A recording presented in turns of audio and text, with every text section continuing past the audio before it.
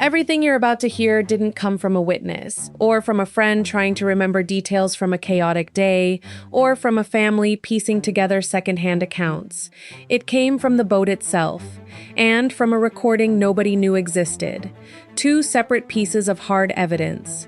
A GPS trail that tracked this boat's every move down to the minute, and an audio recording capturing a real voice, in real time, calling for help on the very day Nolan Wells disappeared. Would this finally explain the hours nobody could account for? Or would it just raise a new question in place of the old one?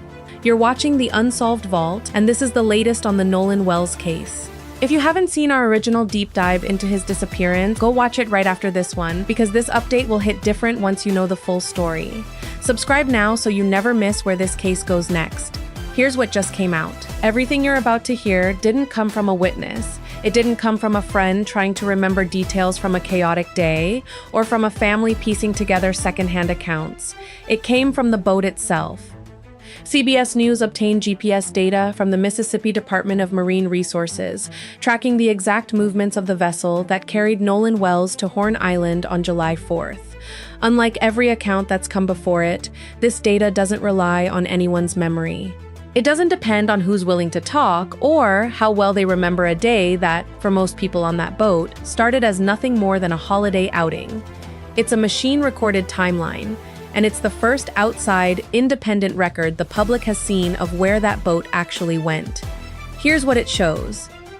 At 9:56 in the morning, the boat left the dock. Just over an hour later, at 11:14 a.m., it arrived at Horn Island. For the next several hours, it sat there, anchored along the same stretch of coastline as dozens of other boats that day, while Nolan and his friends spent the afternoon on the island. Then, at 4:31 in the afternoon, the boat left Horn Island. Nolan was not on it. From there, the data shows the boat heading back to its original departure dock. But that wasn't the end of its day. At 5:52 p.m., the boat moved again, this time into Fort Bayou. It stayed there briefly before returning to the dock at 6:06 p.m. Then, later that evening at 7:19 p.m., the boat made one more move. It traveled to the Fort Bayou boat launch. From that point, the GPS data shows it being transported over land, almost certainly towed by a vehicle, to the Biloxi residence of the boat's owner. That's the full sequence. A morning departure, an arrival at the island, hours anchored offshore, a departure that afternoon without Nolan, a return to the dock, then 2 additional stops before the boat was finally taken off the water for the night. None of this comes from a statement given to police or a quote given to a reporter. It's a location trail recorded automatically, hour by hour, on a day when almost everything else about this case has depended entirely on what people say they remember. That timeline raises an obvious question. Whose boat was this, and who was actually on it? According to the Mississippi Department of Marine Resources report, 3 people connected to that boat have cooperated with investigators: the boat's owner, the owner's mother, and 1 additional individual who was reportedly with Nolan on the day he disappeared. The report doesn't name them publicly, and at this stage, there's no indication any of them are considered suspects in a criminal sense. What's confirmed is narrower than that, but still significant. These are the people connected to the vessel itself. And according to this report, they've been cooperating with the investigation since early on.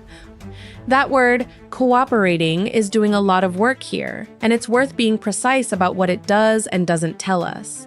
It means these 3 individuals have engaged with investigators in some capacity. It doesn't tell us what they said, what they were asked, or whether anything they've shared has moved the investigation closer to an answer. For now, that detail remains exactly as vague as the report itself leaves it.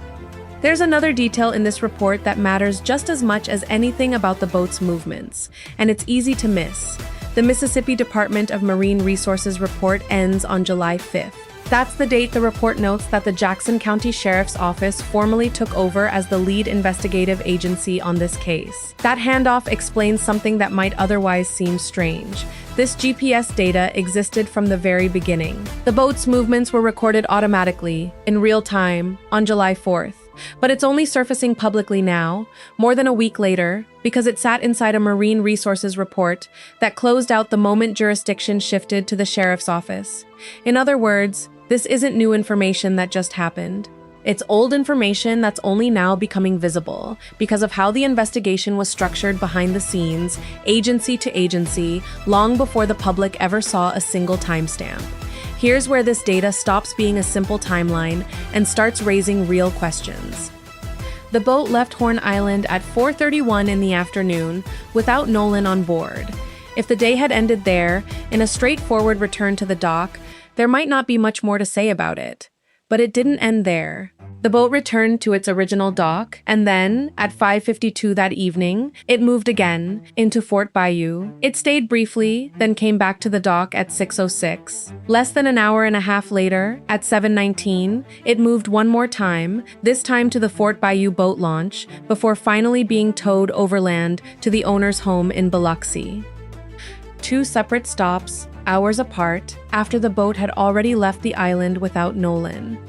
It's worth asking the question plainly, because it's a fair one. Why did a boat that had already returned to its dock need to go back out twice more that evening? There are ordinary explanations that could account for this. Boats need fuel. Equipment needs to be unloaded. People who were on board that day may have needed to be dropped off at different locations before the boat was finally taken home for the night. None of that would be unusual on its own, for any boat, on any given day. But it's also exactly the kind of gap that an investigation like this one has to account for, because right now, nobody official has explained it. Not the Marine Resources Report, which simply records that these movements happened without offering a reason. Not the Sheriff's Office, which took over the investigation the following day. Not the family's legal team, who have focused publicly on the contradiction over why Nolan stayed behind. Not on what the boat itself did after it left without him.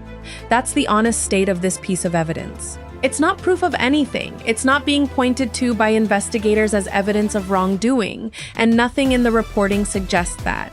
What it is, plainly, is an unexplained gap in an otherwise precise, minute-by-minute record, sitting in the middle of a case that's already full of pieces that don't fully connect. 2 stops, no stated reason, in the same stretch of hours between Nolan disappearing and the boat finally coming to rest for the night. At the time, no one had said why. That gap wouldn't stay open for long. Days later, a new piece of evidence would surface, one with an actual voice on it, offering the first real explanation for at least part of that timeline. What it explains, and what it still leaves unanswered, is next. On July 15th, NBC News obtained audio through a public records request, capturing a call for help made from the boat that had been carrying Nolan Wells and his friends on July 4th. The recording puts a voice and a real-time moment of panic onto a part of this story that had, until now, only existed as second-hand accounts and disputed timelines.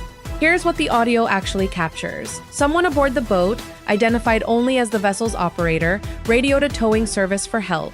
His voice is urgent, but controlled. "Hey, we're at the west tip of Horn, and our bilge pump stopped working. We're going. We're sinking.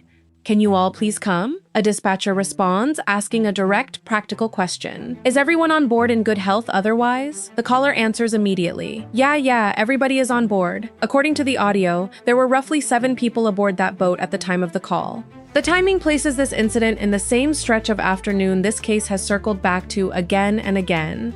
Some outlets place the call itself around 3 p.m. Others describe the malfunction beginning closer to 4. Either way, it lands squarely inside the window when Nolan's friends were preparing to leave Horn Island without him.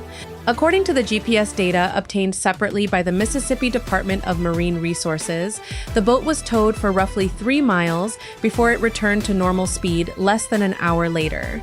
By 5:44 that evening, it was back at the location it had originally departed from that morning. This new detail lines up with an account that had already been made public days earlier. Ashley Cole, a Jackson County Chancery Court judge and the mother of one of Nolan's friends, posted on Facebook on July 7th describing what her son told her about that afternoon. According to her post, the group left Horn Island around 4:30, specifically because the boat was taking on water and the bilge pump had failed. In her account, Nolan made the decision to stay behind and return to the mainland later, with a different group of friends. The audio doesn't contradict that account. If anything, it reinforces the mechanical explanation for why the boat left when it did. What it adds is something Cole's post alone couldn't provide: independent, real-time confirmation that this boat genuinely was in trouble on the water that afternoon, not just a story recounted after the fact. There's one more detail worth including here. because it matters for how this piece of evidence should be understood. The local district attorney addressed the release of records like this one directly, telling NBC News that pulling audio and documentation in a case with an undetermined cause of death is standard procedure. He was clear that it shouldn't be read as any indication that a crime has occurred. It's part of how these investigations are built, methodically, from every available record, regardless of what that record ultimately shows. Separately, Nolan's family met with that same local prosecutor, who laid out how the process moves forward from here. Once the investigation is complete, the case will be presented to a grand jury. So here's what this new audio actually changes, and what it doesn't. It gives a mechanical, verifiable reason for why the boat left Horn Island when it did, and it lines up with the account already given by a friend's mother days earlier. What it doesn't touch is the deeper contradiction still sitting at the center of this case, the one about whether Nolan said he was staying behind or said he was heading back to rejoin the group. That question is still open. A sinking boat with a broken bilge pump explains why the others left. It doesn't explain what happened to Nolan after they did. That's the shift here. This case has spent over a week running almost entirely on competing versions of events, people's memories, disputed videos, conflicting statements. This is the first piece of this story that doesn't ask anyone to be believed. It simply is what it is. And it arrives while the rest of the case is still very much unresolved. Jackson County Coroner Bruce Lind confirmed that Nolan's autopsy took place on July 7th, the day after his body was recovered. The results of that autopsy still haven't been made public. At the same time, the independent autopsy the family requested, the one conducted in Washington, D.C., by a doctor with no ties to Mississippi law enforcement, is still pending as well. So that's where this update leaves things. A boat's movements finally accounted for, a father's certainty stated plainly and on the record, and underneath all of it, the same two open questions this case has carried from the very beginning: why Nolan didn't get back on that boat, and what exactly happened to him after he didn't. So that's what the data shows.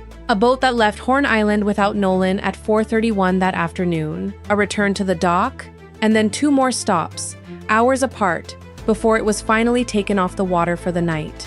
Nobody has explained why. Not the report that recorded it, not the agency that inherited the case the very next day, not anyone who was on that boat. Two gaps in an otherwise precise, minute-by-minute timeline, sitting quietly in a government record for over a week before anyone outside the investigation ever saw them. If new GPS records, new interviews, or those autopsy results change this story, we'll be the ones breaking it down. Like, share, and subscribe so you're here when they do.